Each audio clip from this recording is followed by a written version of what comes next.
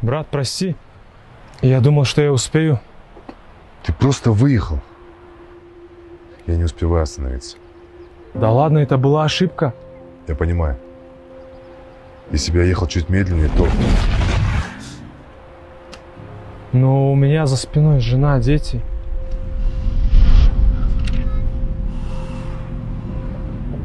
Я тоже не один в машине. Прости, я не успею.